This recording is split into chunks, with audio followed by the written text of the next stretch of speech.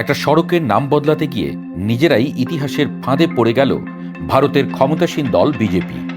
কলকাতার বুকে ৯৩ বছর ধরে দাঁড়িয়ে থাকা একটি সড়কের নাম মুছে দেওয়া হলো। কিন্তু প্রশ্ন উঠেছে, যাকে মুছতে চাইল বিজেপি, সে কি আসলেই ছিলেন সেই মানুষটি?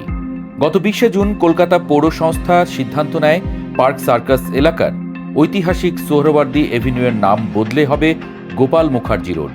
পরদিন পশ্চিমবঙ্গের মুখ্যমন্ত্রী শুভেন্দু অধিকারী সোশ্যাল মিডিয়ায় গর্বের সাথে ঘোষণা দেন, একটি ঐতিহাসিক ভুল সংশোধন করা হলো। কিন্তু সংশোধন হলো নাকি নতুন ভুল হলো? বিজেপি বলছে এই সড়কটি হোসেন শহীদ সোহরাওয়ার্দীর নামে ছিল, যিনি ১৯৪৬ সালে কলকাতা দাঙ্গার সাথে জড়িত বলে অভিযুক্ত। তবে বিরোধীরা এবং ইতিহাসবিদরা বলছেন সম্পূর্ণ ভিন্ন কথা।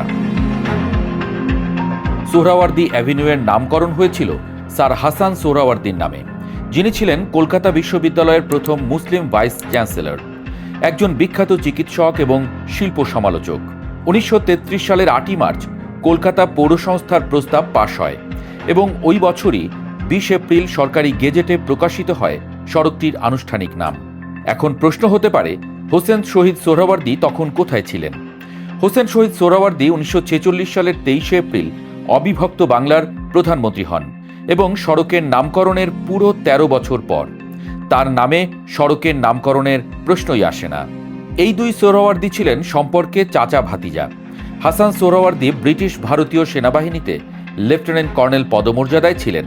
১৯৩২ সালে ব্রিটিশ গভর্নর স্ট্যানলি জ্যাকসনকে হত্যার চেষ্টার সময় তাকে বাঁচানোর জন্য তাকে নাইটহুড উপাধি দেওয়া হয়।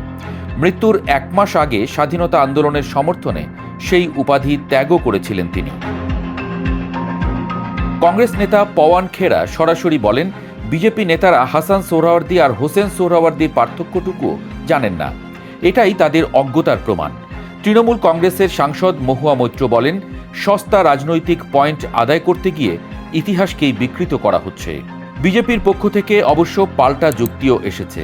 বিজেপি নেতা অমিত মালভিয়া বলেন, হাসান সোহরাওয়ার্দী ব্রিটিশ প্রতিষ্ঠানের ঘনিষ্ঠ ছিলেন এবং সোহরাওয়ার্দী পরিবারের সার্বিক রাজনৈতিক অবস্থান ছিল পাকিস্তানের পক্ষে।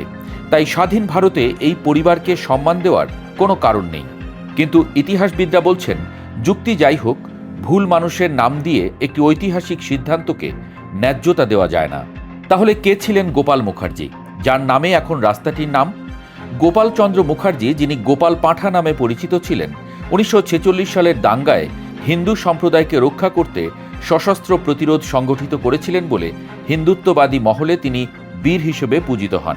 তবে তার পরিবার বলে, তিনি মুসলিম বিরোধী ছিলেন না, বরং দাঙ্গার সময় অনেক মুসলিম পরিবারকেও আশ্রয় দিয়েছিলেন। একটি সড়কের নাম, দুই সোহরাওয়ার্দীর গল্প আর একটি রাজনৈতিক বিতর্ক। ইতিহাস সংশোধনের দাবিতে আসলে ইতিহাস বিকৃত হলো কিনা, সেই প্রশ্নের উত্তর এখন খুঁজছে গোটা ভারত।